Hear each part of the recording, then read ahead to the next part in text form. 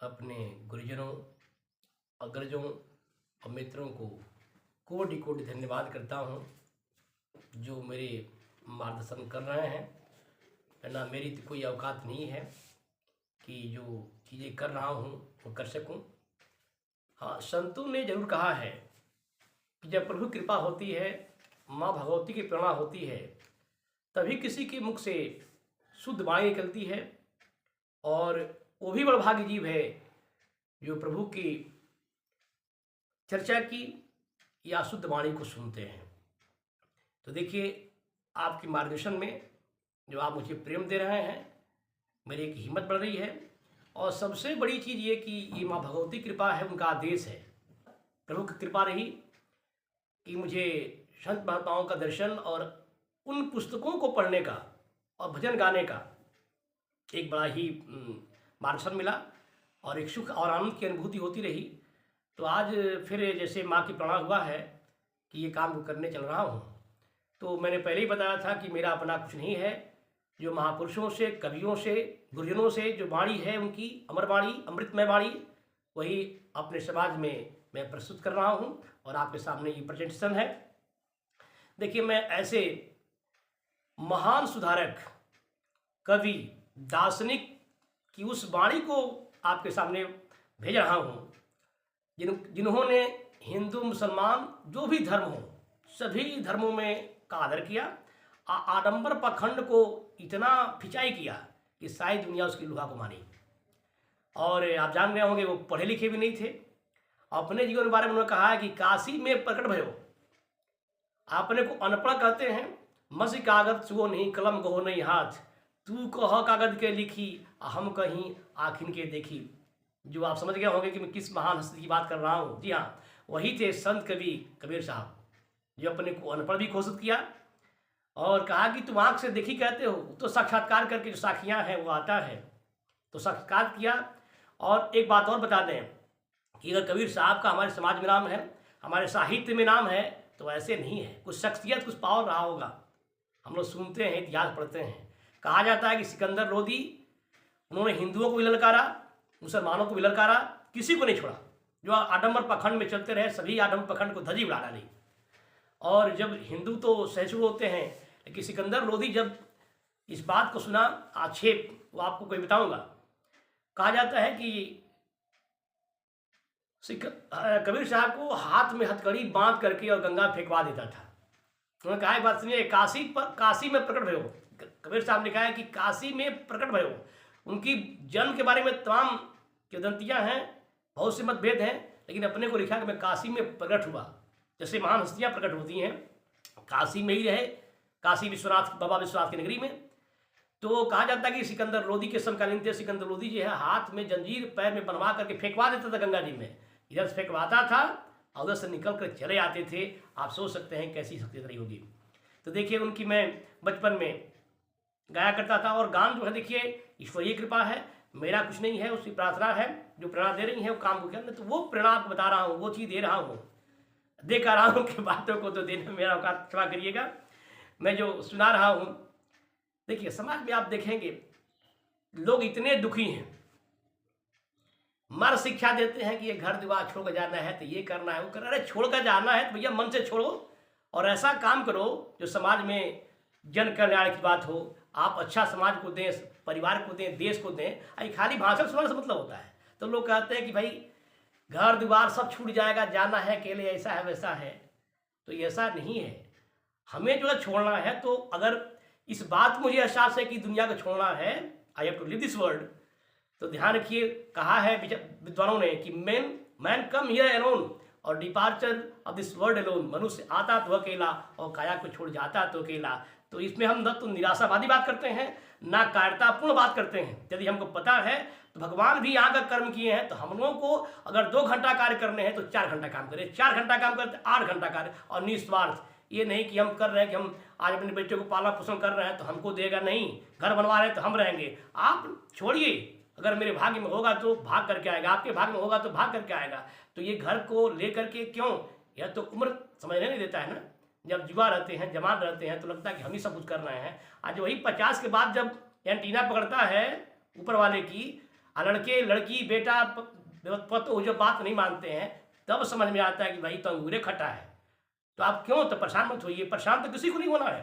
कुछ हमारे भाई हैं, मित्र हैं, स्वार्थवादी दुनिया की बहुत बड़ी चीज़ें कर रहे हैं, तो वो बहुत पढ़े लिखे लोग हैं, और मैं उनसे निवेदन करूंगा जो साहित्य के मर्मज्ञ भी हैं, तो भाई स्वार्थ नहीं तो परमार्थ भी नहीं आएगा। इसलिए स्वार्थ को स्वीकार करेंगे तो फिर परमार्थ ही तब जानेंगे। आने दीजिए, जब हमारे 50 की अवस्था में आएंगे तो वो चीज़ें मिल जाएंगी।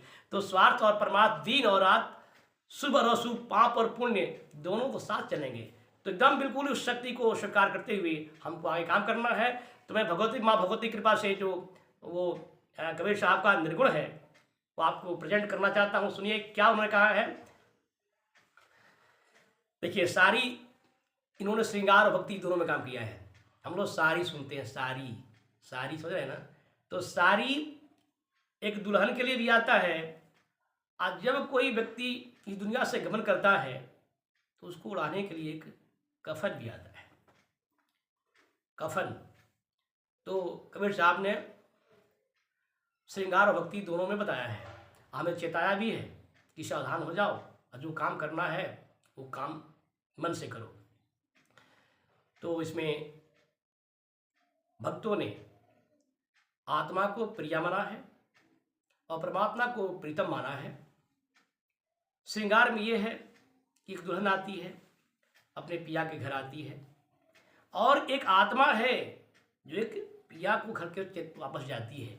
और क्या क्या होता है वो दोनों का आप श्रृंगार में आप पढ़े हुए कभी, एक दुल्हन आ रही है और एक अर्थी जा रही है, दोनों की मुलाकात एक साथ होती है। दुल्हन पूछती है कि तुम्हारे में हमारे में क्या अंतर है। तो अर्थी जवाब देती है कि अंतर यही है कि तू पिया के घर को जा रही हो, मैं पिया के घर से जा रही हूँ। तुम माया में जा रही हो, माया से परे जा रही हूँ। दोनों आत्मा परमात्मा की चीज़ें जो है, तो क्या है कि उम्र को बारी कहा है कबीर साहब ने। और बारी का मतलब क्या है, भूल गए। जब इंसान दुनिया में आता है तो मुट्ठी बंद करके आता है, कुछ करना चाहता है, लेकिन हम ये आत्मा ये प्रिया इस संसार में आकर के और भूल भुलैया सागर में फंस जाती है, और तब तक भूलती रहती है जब तक उसको समय का ठोकर न लगे। तो लड़कपन, जवानी, बुढ़ापा ऐसे ही है। आपने सुना होगा, लड़कपन खेल में खोया, जवानी नींद में सोया, बुढ़ापा देख कर रोया। तो जब 50 के बाद जब समय के अंतराल पर जब आता है और जब कठोर, जब स्वार्थी से जब परमार्थी दुनिया टन लेती है, तब याद आता है कि परमात्मा भी कुछ है। तो देखिए क्या है, वो सारी एक तरफ नायिका की साड़ी है, दुल्हन की साड़ी है, और एक तरफ कफन है। और दोनों की तुलना कराते हुए कबीर साहब कैसे लिखते हैं, कैसे हमारे समाज को जगाते हैं, और जगाने का जो कार्य किया, ऐसा महानायक को कोटि कोटि नमन है। देखिए, अब उमर मोरे बारी रे सखी, अब उमर मोरे बारी रे सखी, आई गवनवा की सारी।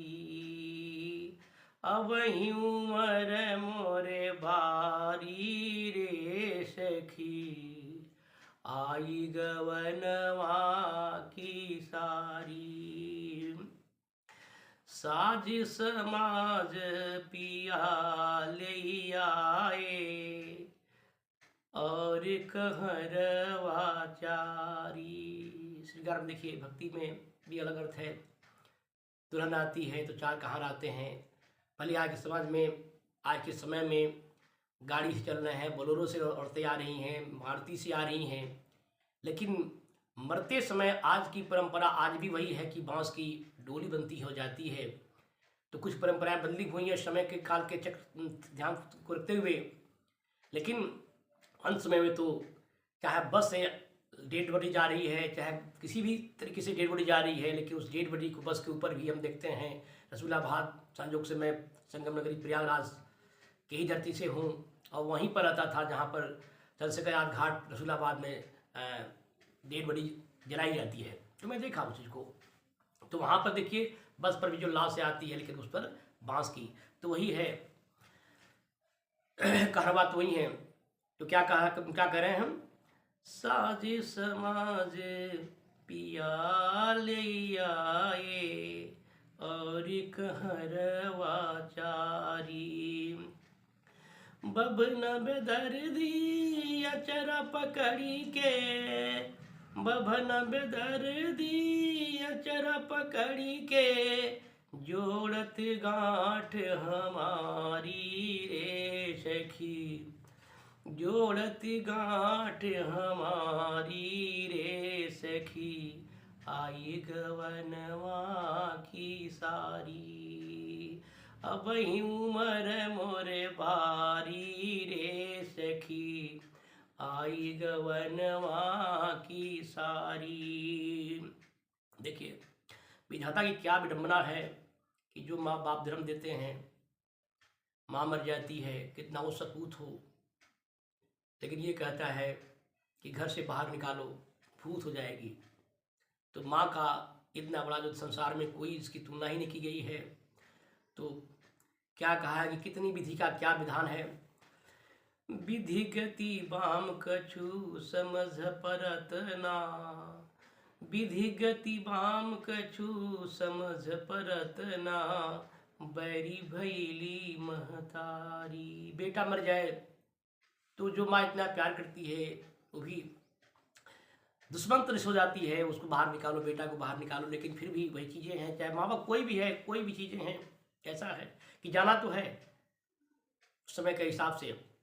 तो क्या है, विधि गति बाम कछु समझ परत ना, बैरी भैली महतारी। रोई रोई अखिया मोर पोछत, रोई रोई अखिया मोर पोछत, घरवा से देत निकाली रे सखी, घरवा से देत निकाली रे सखी, आई गवनवा की सारी। अब उमर मोरे बारी रे सखी, आई गवनवा की सारी। गवना हो गया, आ गई दुल्हन, ये आप जाना है, विदाई का वेला है। क्या है, गवन करा के पिया हमें ले चल ले, गवन करा के पिया हमें ले चल ले, इत उत बाट निहारी। देखिएगा जब दुल्हन डोली बैठती है, तो जब डोली उठती है तो लड़कियों को मैंने बहुत चिल्लाते हुए देखा है, बहुत बेहोश हो गई लड़कियां गाड़ी में, डोली में, ऐसे कि हम यहाँ से जा रहे हैं, कब आना है, क्या है।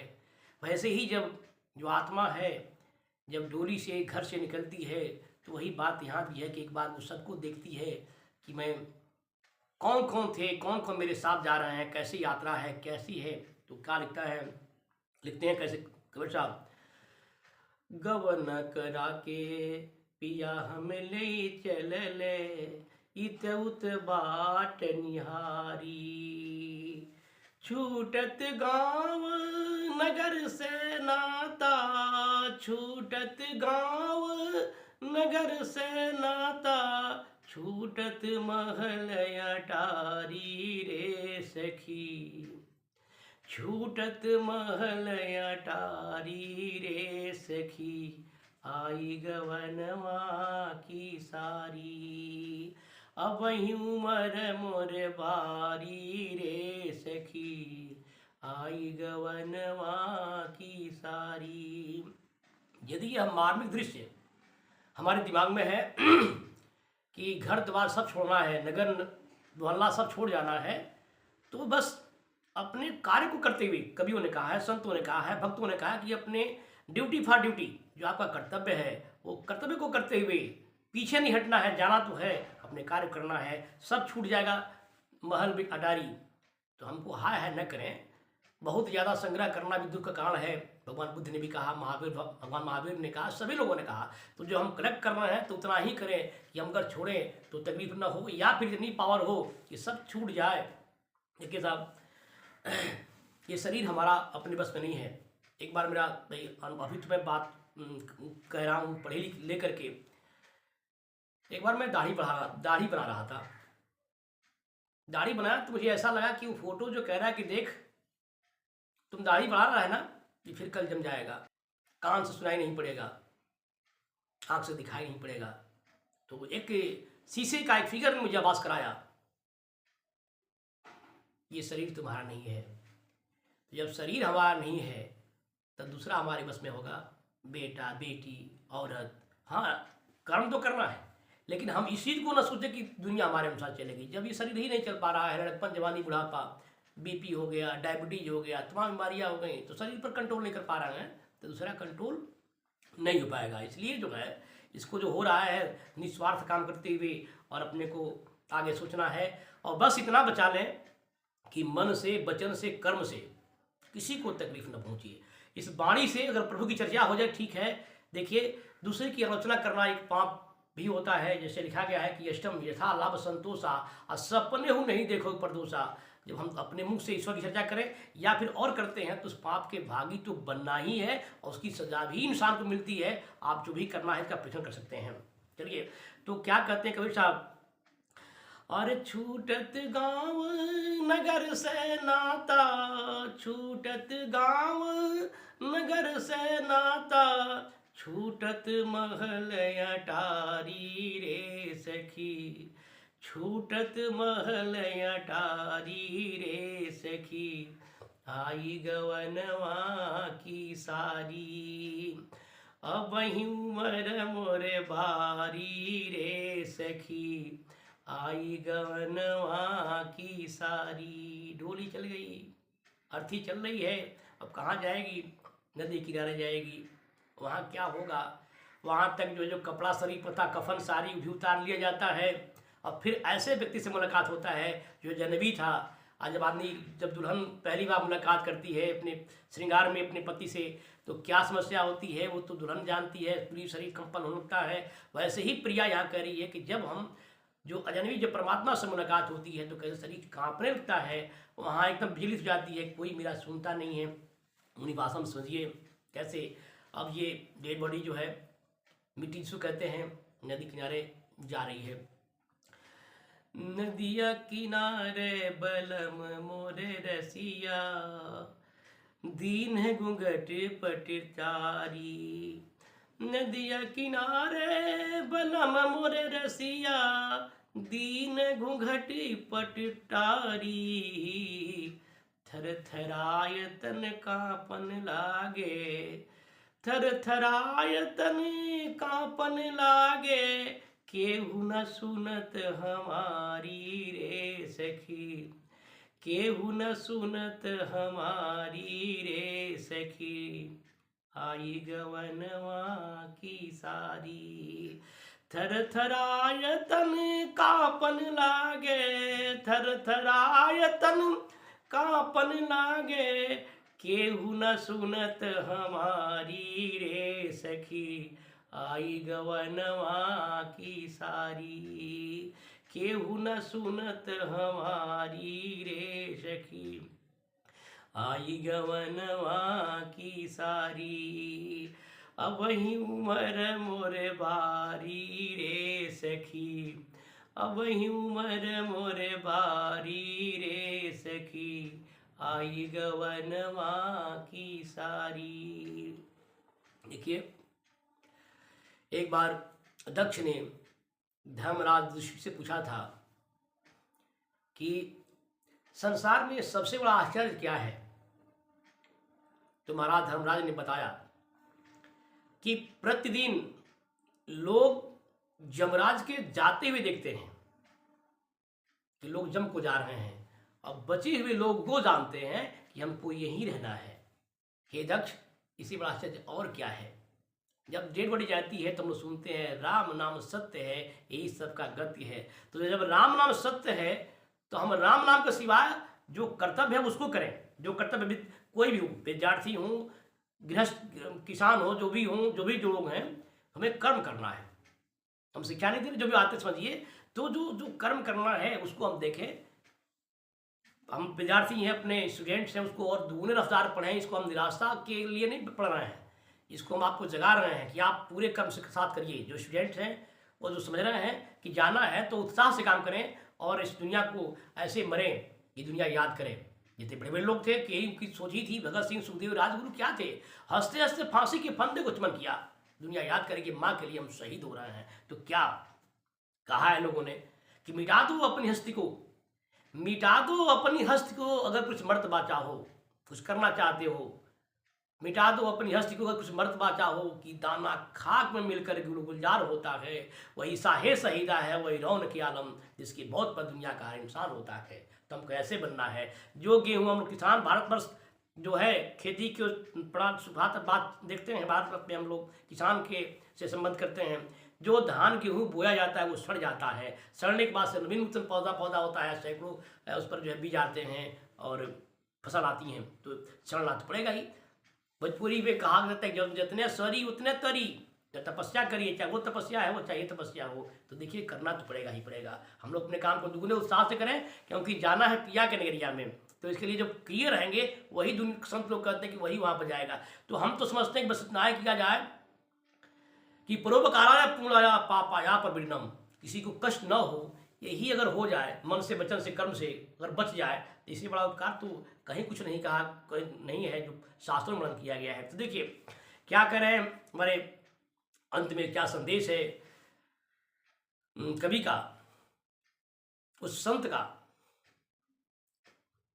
कि अब आ गए ठीक है, अब तो जाना है, गवना हो ही रहा है, अब गवना हो करने आप सबसे जो गवना करके जा रहे हो, तो अब खूब मील पकड़ करके मिलो, सबसे अखबारी मिलो, सबसे मिल करके और यहाँ से चलो। यही एक भक्ति का रास्ता है जो भी शिव कराया गया है। हमारे गोस्वामी जी लिखते हैं कि भगवान को पाने में कोई कठिन नहीं है, लेकिन हमको उसको पहुंचने बहुत कठिन आती है। क्या कहा गोस्वामी जी ने, ईश्वर के पाने की सबसे बड़ा मंत्र बता दिया कि तुलसी यही जगह आए के सबसे मिलिए धाय, और ना जाने के रूप में नारायण मिल जाए। ये कहने के लिए साधारण है, अगर वाकई में इस पर चला जाए, विश्वास किया जाए, तो ये दुनिया भर का जो है हिंदू मुसलमान सिख ईसाई ऊंचा नीचा छुआछूत सारा समाज की जटिलता समाप्त हो जाए। लेकिन हम लोग केवल कहते हैं, करते बहुत कम ही हैं। कहाँ मिलते हैं, मुख में राम बगल में चूड़ी, और जब जब मन करे काटी मूड़ी, तो वह बात नहीं होनी चाहिए। तो ये कवि संत हमें समाज को जगाते रहते हैं कि क्या करना है। तो देखिए क्या कहते हैं, कहत कबीर सुनो भाई साधो, कहत कबीर सुनो भाई साधो, यही पद ले हूँ बिचारी। पद में शब्द होता है, यह पद ले हूँ बिचारी, अब के गवना फिर नहीं अवना, अब के गवना फिर नहीं अवना, कर लेहु भेंट अकवारी रे सखी, कर लेहु भेंट अकवारी रे सखी, आई गवनवा की सारी, कर लेहु भेंट अकवारी रे सखी, आई गवनवा की सारी। कबीर साहब एक जगह और लिखते हैं कि जब ये आत्मा निकल जाएगी तो फिर बैक नहीं होगी, वापस नहीं आएगी। तो उन्होंने लिखा है कि पत्ता टूटी डाल से ले गई पौन उड़ाए, अब के बिछड़ो कब मिलियो पड़ी खाक में जाए। चली जाएगी डाली, जब आत्मा निकल जाएगी तो कहीं और चली जाएगी। ये चीजें हैं। माटी कहे कुम्हार से, माटी कहे कुम्हार से, तू क्या रोधे मोर, एक दिन ऐसा आएगा मैं रोधूंगी तो। ये शब्द का पावर देख लीजिए। यदि ऐसा हमें ज्ञान हो जाएगा तो हम परोपकार करेंगे, जन कल्याण करने की बात सोचेंगे, किसी को अहित नहीं करेंगे। कभी का संत का ही मतलब है कि आप करिए। तो क्या कहे, वही बात कहते हैं कि अब आए हो तो मिल करके और सबसे मिलो, और इसी में कल्याण है। एक बार फिर मैं उस को रिपीट करता हूँ। अब ही उमर मोरे बारी रे सखी, आई गवनवा की सारी, कहत कबीर सुनो भाई साधो, एहु पलेहु पद यह पद लेहु बिचारी, यह पद लेहु बिचारी, अब के गवना बहुरी नहीं अवना, अब के गवना बहुरी नहीं अवना, करी लेहु भेंट एकवारी रे सखी, कर लेहु भेंट एकवारी रे सखी, आई गवनवा की सारी, अब उमर मोरे बारी रे सखी, अब उमर मोरे बारी रे सखी, आई गवनवा की सारी।